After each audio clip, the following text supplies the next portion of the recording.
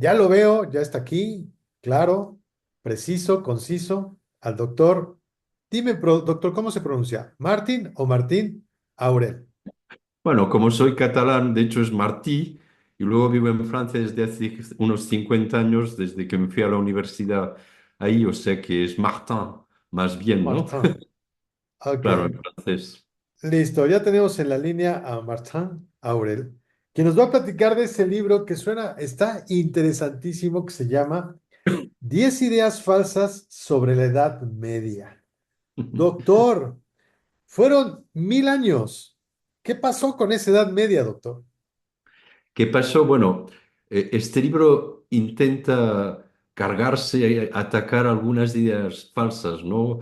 Una visión un poco negativa de la Edad Media. El adjetivo medio, media, es un poco peyorativo, es como si fuese mediocre, sin envergadura, algo que no tiene mucho nivel. Y ese adjetivo lo inventaron sobre todo la gente del Renacimiento para decir, bueno, entre la antigüedad y nosotros no pasó nada, ¿no? Un periodo que no tiene ningún interés, que era una especie de paréntesis un poco negativa, esperando el gran renacimiento del siglo XVI, que volverá a tener de nuevo la gloria de las letras y de la arquitectura de la antigüedad clásica romana, sobre todo.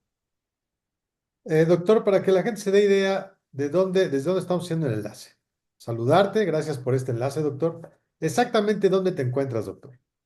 Ahora estoy en mi casa, soy catedrático en la Universidad de Poitiers. Poitiers es una ciudad del centro oeste de Francia, muy importante porque era la capital de Aquitania, en fin, muy importante en la Edad Media. Ahora es una ciudad pequeñita, de 80.000 habitantes solo, pero tiene 30.000 estudiantes, lo que da un carácter muy, muy bonito a la ciudad, muy joven. Y además es una ciudad con muchos vestigios de la Edad Media, con iglesias románicas y la catedral es gótica.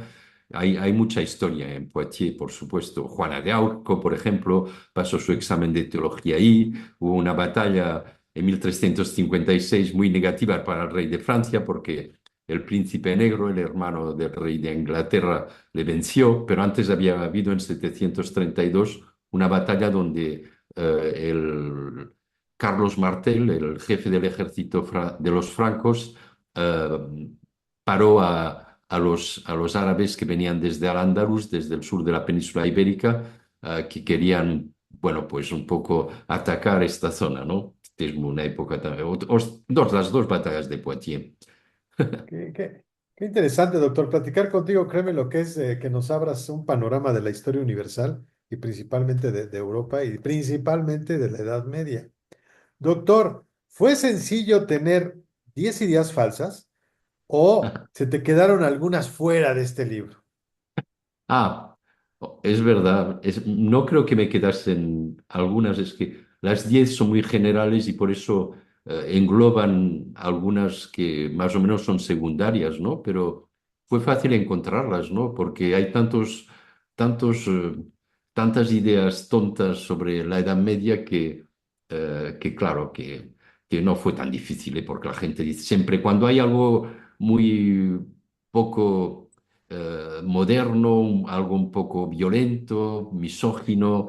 No sé, cuando se habla ahora de las leyes terribles contra las mujeres en Afganistán, pues siempre escucho yo en los medios, en la tele o en la radio, es una vuelta a la Edad Media, ¿no? Y eso a mí me revienta porque soy profesor desde hace 50 años estudiando la Edad Media y quiero que ese periodo sea restablecido en su belleza y todo lo que nos ha aportado a nosotros, gente del oeste, Oye, doctor, occidentales.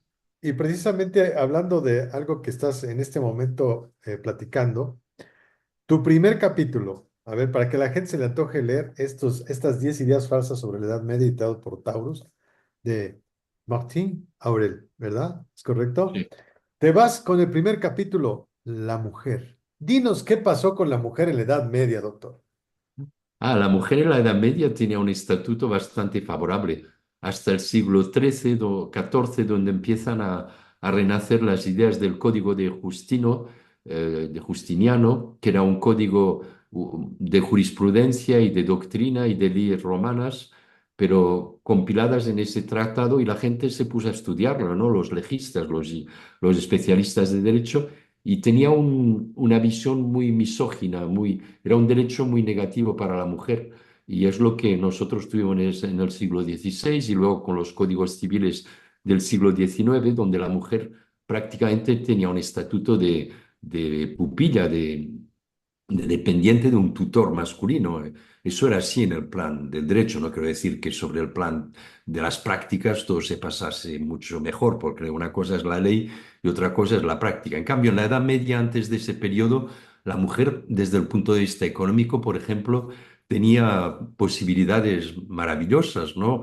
Su marido, por ejemplo, le creaba un esponsalicio y cuando él se moría, pues ella lo recuperaba, lo podía utilizarlo como quería. Bueno, era de forma de usufructo, pero eso le daba una envergadura económica muy importante, por ejemplo, ¿eh? Y también podía intervenir cuando era duquesa, reina o condesa en las decisiones de su marido. Está muy claro antes del siglo XII, donde con el derecho romano progresivamente no aparecen los documentos oficiales al lado de su marido, pero eso en las clases aristocráticas.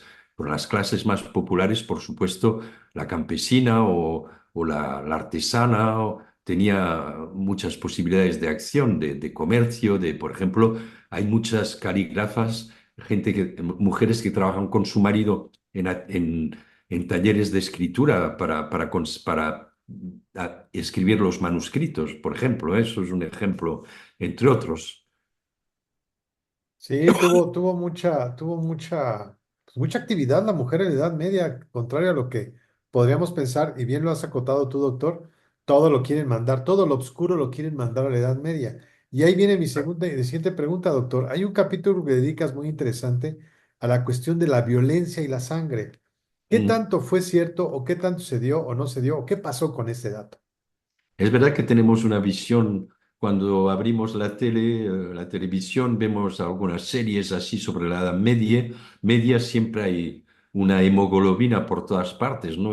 Ketchup y las batallas son muy sangrientas y la gente pues se mata muy fácilmente y luego queman a los pueblos de al lado, violentan a las mujeres. Eso es una visión completamente falsa de la media, sobre todo en la parte central de la Edad Media donde hay lo que se llama la guerra feudal, es la nobleza la que se combate en terreno y común con otros caballeros y también hay una mentalidad de caballería, de respeto, solo por dos razones también muy simples, ¿eh? Porque los caballeros son parientes entre ellos, son primos, porque cuando una guerra se acaba, pues se hace una paz, pero para una paz hay que casar a las mujeres de una familia de un linaje con las del otro, y eso crea mucha relación de parentesco.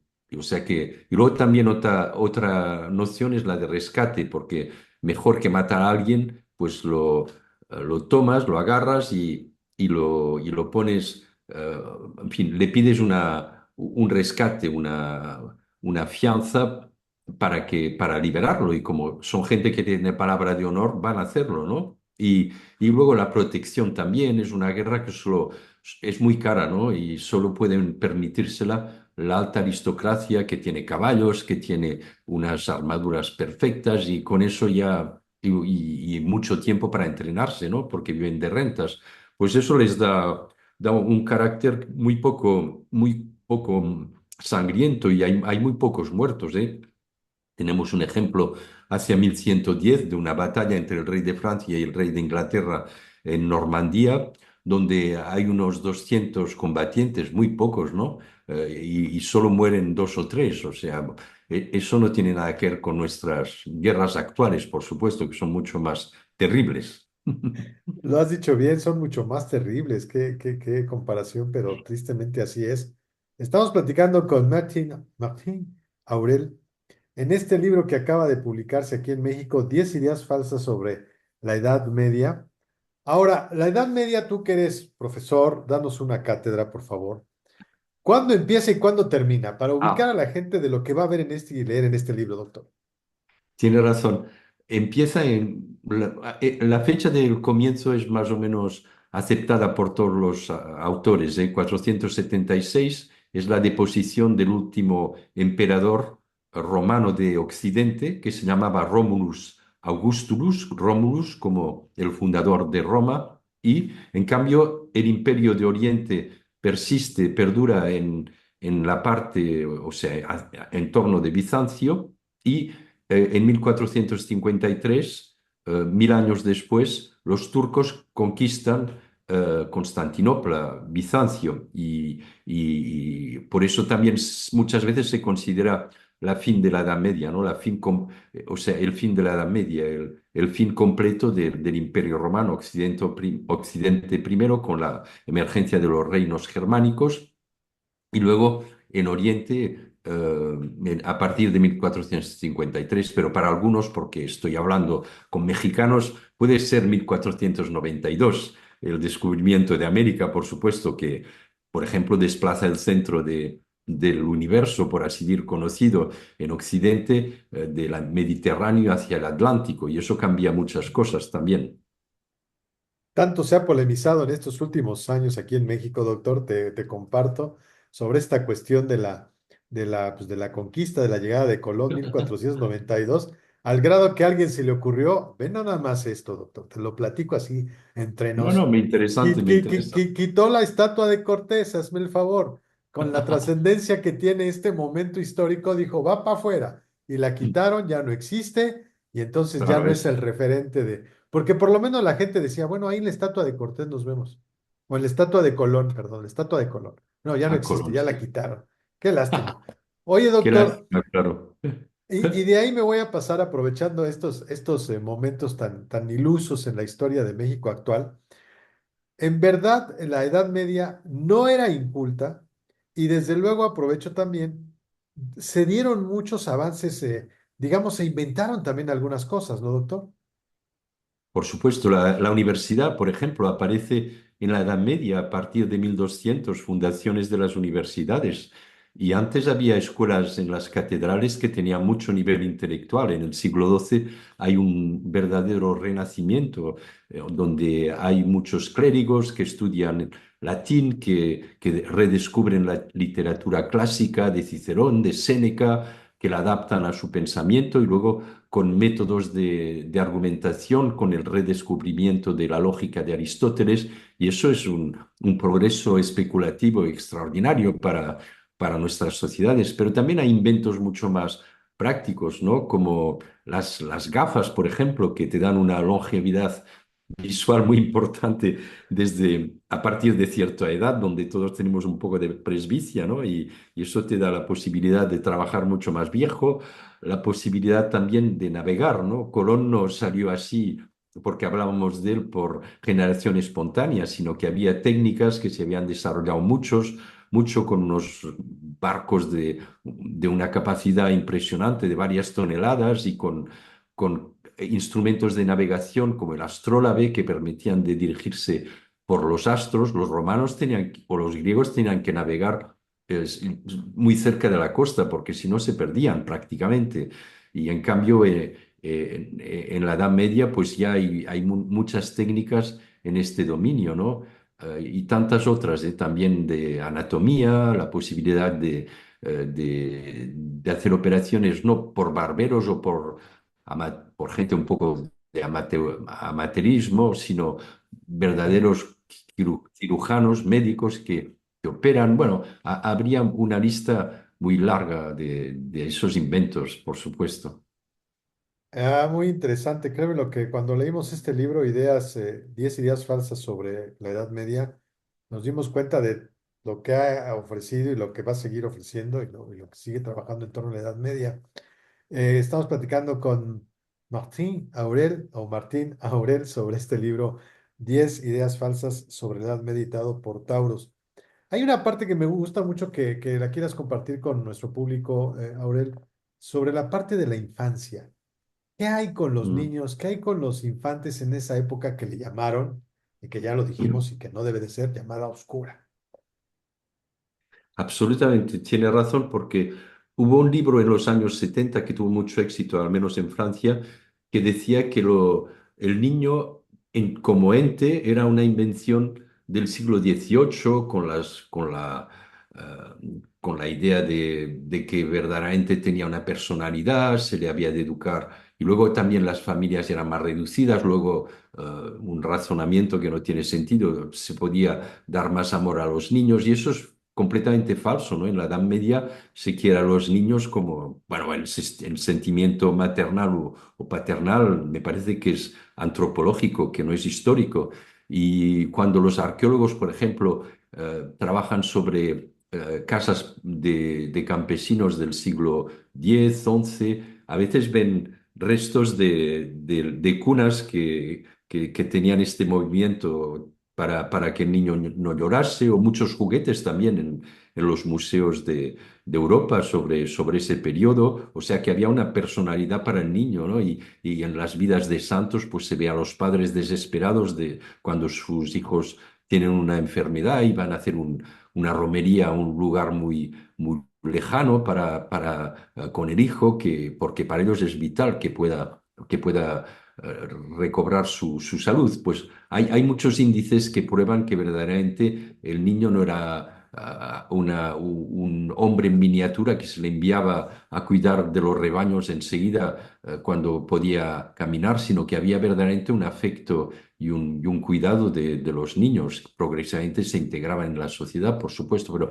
son sociedades donde la capacidad que tiene la familia de sociabilizar, de estar atentos a los otros es muy grande, es como en las sociedades tradicionales. Quizá nuestra época, por supuesto, tiene muchas cualidades impresionantes, pero a veces el individualismo, cómo tratamos a las personas ancianas, es muy diferente de cómo lo hacían en la Edad Media, donde había una sociedad muy integrante. Entonces, eso a veces uno podía estar harto, ¿no? Porque quiero vivir mi vida, quiero ser libre, por supuesto, y eso cambió con el tiempo, pero también tiene cualidades como las que hemos conocido a veces en en algunos pueblos, y hace algunos años era así en algunas sociedades más tradicionales, ¿no?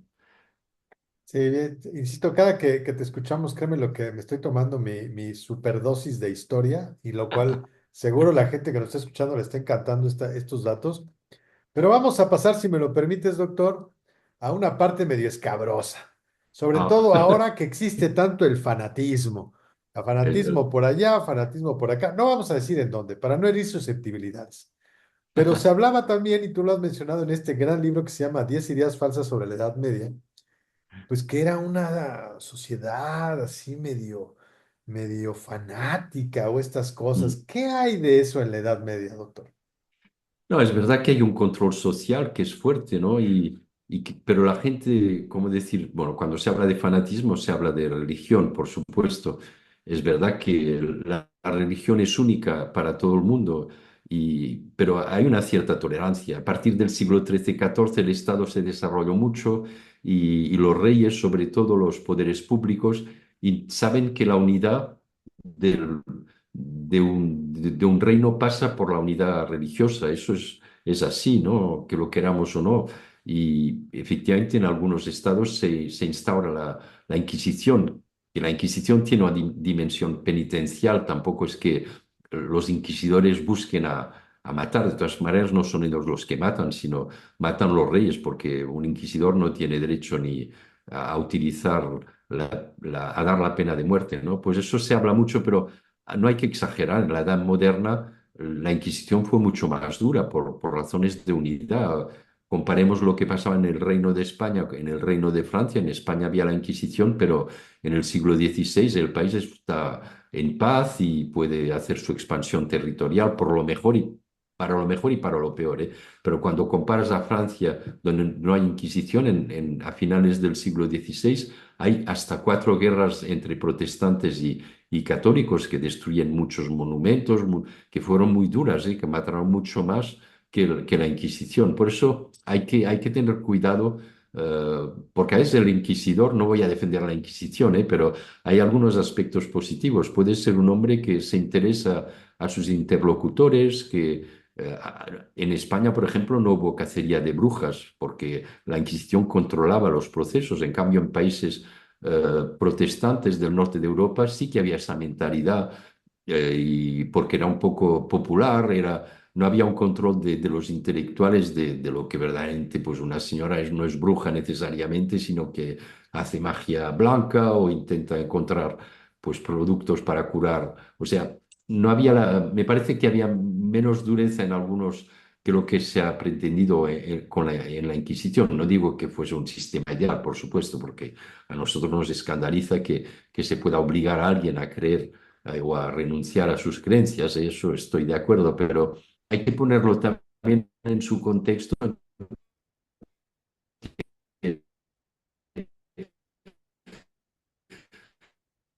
La gente ¿cómo decir?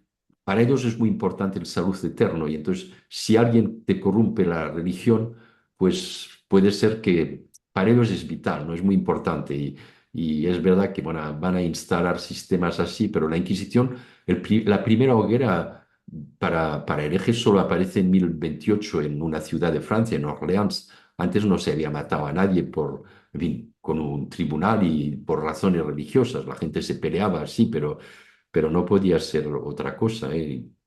Gracias a Dios en Occidente pues tenemos un sistema laico que separa el temporal del espiritual, pero eso empezó en la Edad Media justamente, ¿no? Con la idea de la separación, la distinción entre a Dios lo que es a Dios, a César lo que es a César. Eso los papas desde Gelasio I, que hace la diferencia entre el poder, algo represivo, coercitivo, poder del Estado, del rey, y la autoridad religiosa que es más del orden de la caridad, de la espiritualidad, etcétera, poder y autoridad que viene de la regla de oro de Cristo, a Dios lo que es a Dios, a César lo que es de César. Eso pues empieza en la Edad Media a desarrollarse mucho, porque en el Imperio Romano el emperador era el pontífice máximo, era el sacerdote, ¿no? En cambio, en la cristiandad medieval, poco a poco se van separando las cosas, eso tardará tiempo, pero el germen está ahí, ¿no?